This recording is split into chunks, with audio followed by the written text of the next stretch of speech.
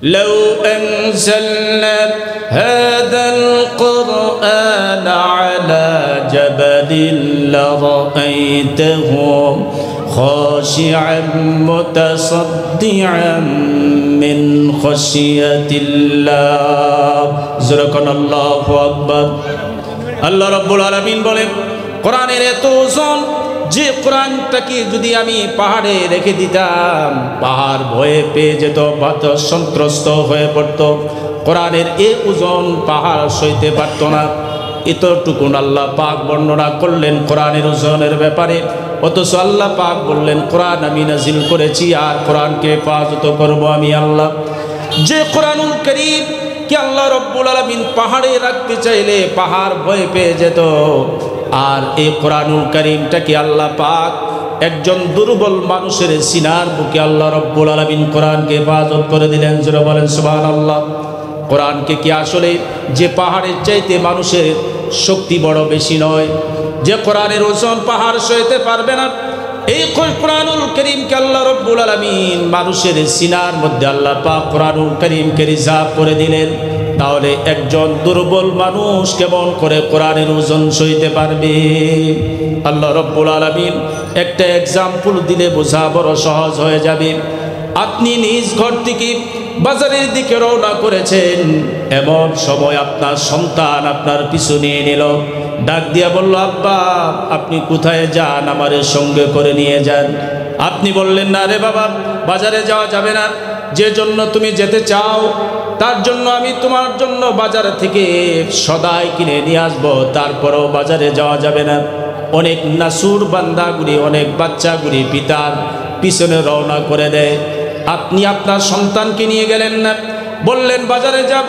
চাল কিনবো ডাল কিনবো মশলা কিনে দেরি হয়ে যাবে তারপর আমি বাড়ির দিকে রওনা করব কাজেই তুমি বাজারে যাওয়ার কোনো প্রয়োজন নাই তোমার জন্য বাজার থেকে সদাই ক্রয় করে নিয়ে আসব আপনি আপনার সন্তানটাকে রেখে যখন বাজারের দিকে রওনা করলেন আপনার সন্তান আপনার সাথে না যেতে পেরে রাস্তার দিকে এগিয়ে গেল আপনি বাজারে চলে গেলেন বাজার থেকে যখন আপনি ফিরলেন প্রতিমধ্যে আপনার সন্তানের সাথে মোলাকাত হয়ে গেল সন্তানটা আপনার দিকে তাকায় রয়েছেন কারণ সন্তানের জন্য আপনি সদাই কিনে নিয়ে আসবেন এমন সময় আপনার সন্তান আপনাকে দেখি একটা জোরে দৌড় মেরেছে ডাক দিয়ে বলল আব্বা ওই বস্তাটা তুমি আমার মাথার উপরে দিয়ে দাও জানতে চাই বলেন তো ওই ছোট্ট বাচ্চাটা কি একটা বস্তা ভর্তি ওজন ওই বাচ্চাটা কি তার মাথার উপরে নেওয়ার শক্তি রাখে ওই বাচ্চার কোনো ক্ষমতা নেই বাবার বাজারকৃত একটা বস্তাটাকে ছোট্ট এই বাচ্চাটুকু মাথার উপরে নেবে নিতে চায় কেন কারণ হলো বাবা এই পুটলার মধ্যে তার জন্য সদাই ক্রয় করে এনেছেন বাবা আগেই বলেছেন এই জন্য পিতা চায় এই জন্য ডাক দিয়ে বলে আব্বা বস্তাটা মেহেরবানি করে আমার মাথার উপরে দিয়ে দাও আপনি সন্তানের বোঝানোর জন্য মনোবাঞ্ছনা পূরণের জন্যে আপনি বস্তাটাকে এমন করে দু হাতের উপরে রাখলেন আর বস্তাটাকে সুই সুই করে বাচ্চার মাথার উপরে রেখে দিলেন আর সামনের দিকে বাচ্চা এগিয়ে গেল আপনি এগিয়ে গেলেন বলেন তো আপনি কি বস্তার ওজনটাকে বাচ্চার মাথায় রেখেছেন না আপনি আপনার হাতে রেখেছেন আল্লাহ রাব্বুল আলামিন বলেন কোরআন আমি নাজিল করেছি কোরআনকে কিয়ামত পর্যন্ত হেফাজত করব বলে পাহাড় ভয় পেয়ে গেল মানুষের সিনায় আমি কোরআন রিজার্ভ করে দিলাম প্রকৃত মানুষ এটা ওজন নিতে পারে না বরং কোরআনের প্রকৃত ওজনটাকে আমি আল্লাহ রাব্বুল আলামিন আমার নিজ হাতে রেখে দিলাম মানুষ নচেত কোরআনকে এত ওজনকৃত একটা কোরআনকে মানুষ ইয়াদ করতে পারবে না আল্লাহ রাব্বুল আলামিন বলেন এই সেই কোরআনুল কারীম যে কোরআনুল কারীমের অনুযায়ী যদি কোনো মানুষ তার জীবনটুকু কাটায় আল্লাহ পাক বলেন তাহলে ইহলৌকিক সম্মান পরলৌকিক মুক্তির ব্যবস্থা আমি আল্লাহ রাব্বুল আলামিন করে দেব কোরআনকে যদি কোনো মানুষ সম্মান করে তাহলে পৃথিবীর বুকে আমি তারে সম্মানিত করে দেব কোরআনকে যদি কেউ জিল্লতি করে কোরআনকে যদি হেয় করে পৃথিবীর জমিনে তাকে লাঞ্ছিত আর অপমানিত করে দেব আল্লাহ রাব্বুল আলামিন যখন তার হাবিবুল্লাহর উপরে গারে হিরাই কোরআনকে নাজিল করে দিলেন সরকারে দু আলম নবী, একে তো কোরআন যার উপর অবতীর্ণ হয়েছে, আল্লাহর নবী যখন কোরআনের কথাগুলি, কোরআনের তেলাওয়াতগুলি মানুষের সামনে করতেন, ইহুদি খ্রিস্টানদের সামনে, তার স্বজাতীয়দের সামনে রাসূল কোরআনের তেলাওয়াতগুলি করতে লাগলেন। তখন আবু জেহেল ফরমান জারি করে দিল, তার স্বজাতীয়রা মুহাম্মদ বিন আব্দুল্লাহর কাছে যাইয়া কোরআনে কারীমের তেলাওয়াতগুলি শুনতে লাগলো। কোরআনের তেলাওয়াতগুলি শুনতেছে আবু জেহেল, শাইবা, উতবা, মুগীরা টপ বর্ডারের কাফির বেঈমানের কাছে খবর পৌঁছে গেল, মূর্তির পূজাওয়ালা তার স্বজাতিরা মুহাম্মদ বিন আব্দুল্লাহর কাছে যাইয়া কোরআনের তেলাওয়াত শোনে। পৃথিবীর মানুষগুলি ভালো করে বুঝবেন, এই পৃথিবীর জমিনে যত আপনি গান শুনবেন, গানের ঝংকার শুনবেন কানের ভিতরে, তত বেশি আপনার গুনাহের অন্তরটা অমাবস্যা রাতের চাইতে অন্ধকার হয়ে যাবে। কোরআন এমন একটি পদার্থ আল্লাহ পাক দিয়েছেন যে একজন অন্ধ মানুষ, যার অন্তরাত্মাটা অন্ধ হয়ে গেছে, অমাবস্যা রাতের চেয়েও অন্ধকার হয়ে গেছে, তার অন্তরটাকে যদি পরিষ্কার করতে চায়, আল্লাহর নবী বলেন কোরআনে কারীমের তেলাওয়াত বেশি বেশি শুনলে কলবটা পরিষ্কার হয়ে যায়।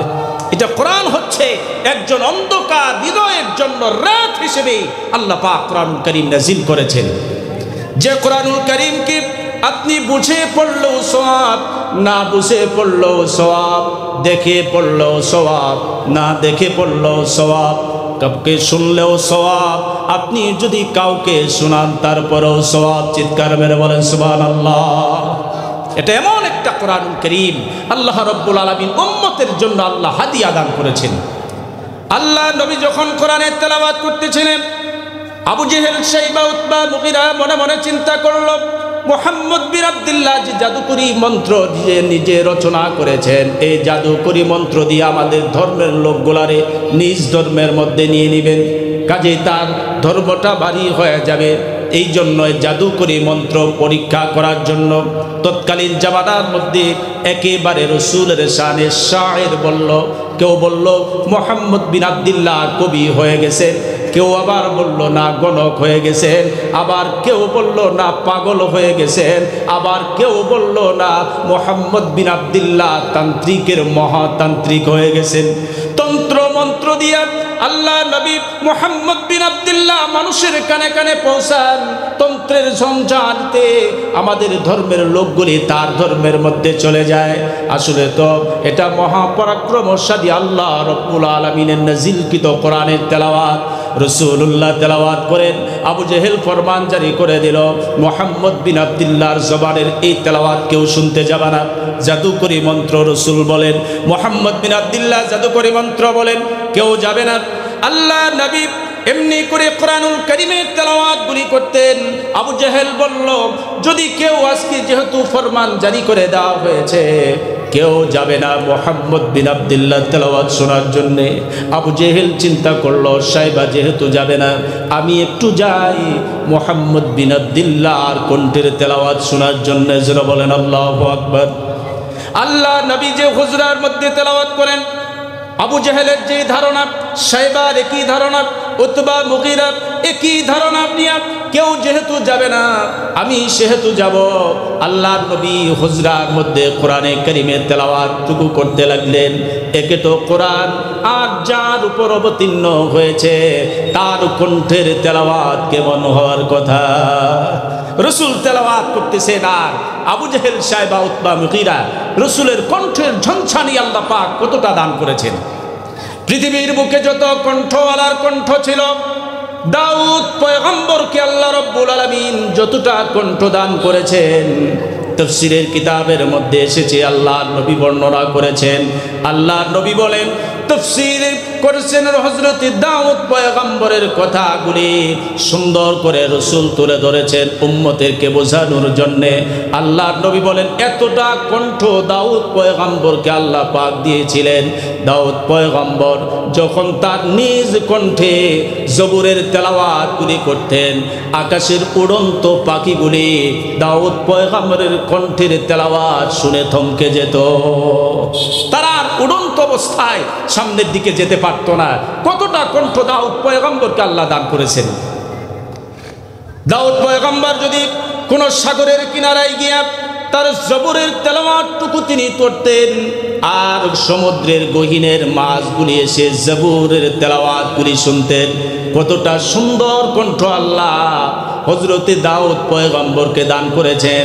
এই দাউদ পয়গম্বরের কণ্ঠের চেয়েও সরকারে দু আলম নবীকে আল্লাহ বেশি কণ্ঠ দান করেছেন। এই জন্য আবু জেহেল বলে যে মুহাম্মদ বিন আব্দুল্লাহ তান্ত্রিকের মহাতান্ত্রিক হয়ে গেছে। রাসূলুল্লাহর কণ্ঠের তেলাওয়াত শোনার জন্য আবু জেহেল, শাইবা, উতবা, মুগিরা নিজেরা টপ অর্ডারের কাফির বেঈমানেরাও বড় পাগল ছিল। রাসূলুল্লাহ তেলাওয়াত করেন, রাত্রি গভীরে সরকারে দু আলম নবী তেলাওয়াত করতেছেন, আর আবু জেহেল হুজরার এক পাশে দাঁড়িয়ে দাঁড়িয়ে রাসূলের তেলাওয়াতগুলি কান পেতে পেতে শুনতেছেন। উতবা এক জায়গায় দাঁড়িয়ে কোরআনে কারীমের তেলাওয়াত শুনতেছেন, শাইবা শুনতেছেন। কখন রাত্রি ফর্সা হয়ে গেছে, আবু জেহেল, শাইবা, উতবা, মুগিরা কেউ টের পায় নাই। ফর্সা যখন হয়ে গেল, এহেন সময়ে আবু জেহেল উতবাকে জিজ্ঞাসা করে, উতবা কি ব্যাপার, তোমরা তো ফরমান জারি করেছো কেউ আসবে না, মুহাম্মদ বিন আব্দুল্লাহ জবানের তেলাওয়াত কেউ শুনবে না, কিন্তু তুমি কেন এখানে এসেছো?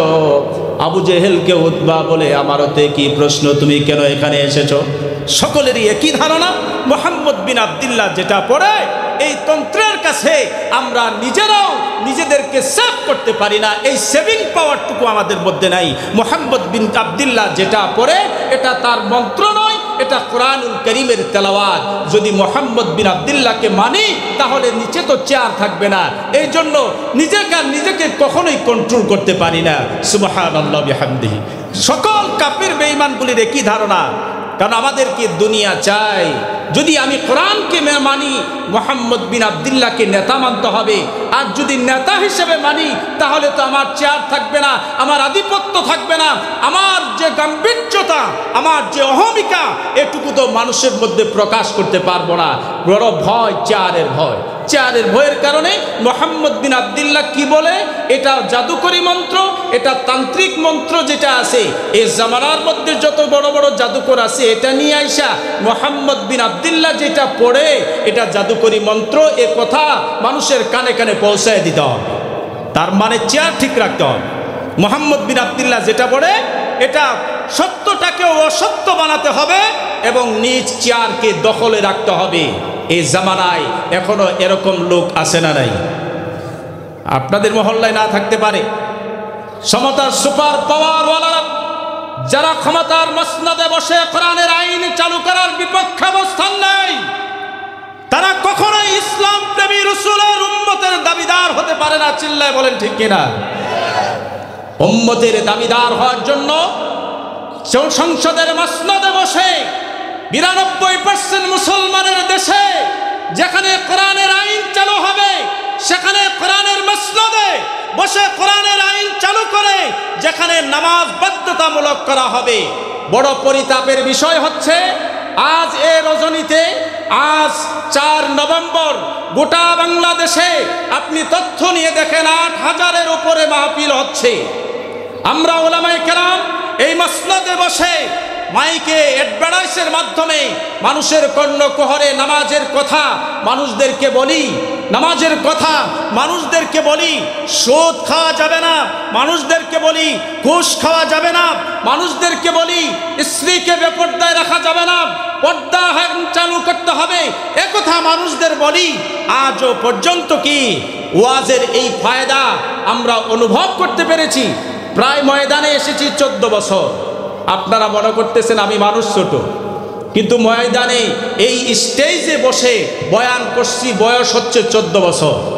আর এই 14 বছরে আমি এই ওয়াজ মাহফিলের মাধ্যমে যতটা ফায়দা অনুভব করেছি, আগে দেখেছি মা বোনরা 16 গিরা কাপড় পরিধান করেছে, আর এখন আমি এই 14 বছরের অভিজ্ঞতায় দেখেছি যে ওয়াজের মাধ্যমে দেখা গেছে যে আজ মা বোনেরা 8 গিরা কাপড় পরে তারা ব্লাউজ ব্যবহার করে। খারাপ লাগতেছে? আপনারা এটা মনে করেন আজকের এই চিল্লানি দ্বারা আপনার নামাজ কায়েম হচ্ছে না, এই চিল্লানি দ্বারা সুদ মুক্ত হচ্ছে না, এই চিল্লানির দ্বারা ঘুষ মুক্ত সমাজ হচ্ছে না, এই চিল্লানির দ্বারা ফায়দা কখন আসবে? যখন 92% মুসলমানের সরকার যখন কোরআন অনুযায়ী যখন দেশ চালাতে পারে না, ব্যর্থ হয়ে যায়, তখন ওই সরকার 92% মুসলমানের জন্য গজবে পরিণত হয়ে যায়। মুসলমান ভাইয়ের আমার, রাসূলুল্লাহ সাল্লাল্লাহু আলাইহি সাল্লাম, আমার আলোচনা এই দিকে নয়, রাসূলুল্লাহ সাল্লাল্লাহু আলাইহি ওয়াসাল্লাম কোরআনে কারীমের তেলাওয়াত করেন। আবু জাহেল বলল, আমি নিজেও যেহেতু নিজেকে কন্ট্রোল করতে পারি না, সেহেতু মুহাম্মদ বিন আব্দুল্লাহকে কিভাবে তান্ত্রিক বানানো যায়, এই জন্য এই জামানার মধ্যে সবচেয়ে বড় জাদুকর যে আছে একে ভাড়া করতে হবে। সবচেয়ে বড় জাদুকর নাম হচ্ছে জামাত। আল বিদায়া ওয়ান নিহায়া কিতাবের মধ্যে আসছে। এই কিতাবটা খুললে আপনারা সুন্দর করে বুঝতে পারবেন। আল বিদায়া ওয়ান নিহায়া কিতাবের মধ্যে আসছে যে রাসূলুল্লাহ সাল্লাল্লাহু আলাইহি ওয়াসাল্লাম যেটা তেলাওয়াত করেন এটা তান্ত্রিকের তন্ত্র মন্ত্র, এটা পরীক্ষা করার জন্য তৎকালীন জামানার সবচেয়ে বড় জাদুকর নাম হচ্ছে জামাত।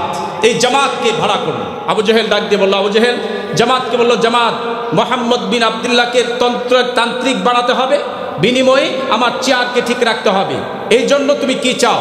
যদি মুহাম্মদ বিন আব্দুল্লাহর এই তন্ত্র মন্ত্র এটা নিজের বানানো কথা, এটা যদি সমাজের মধ্যে এই দেশের মধ্যে যদি তুমি প্রচার করে দিতে পারো, তুমি যা চাবে তোমাকে তাই দেওয়া হবে।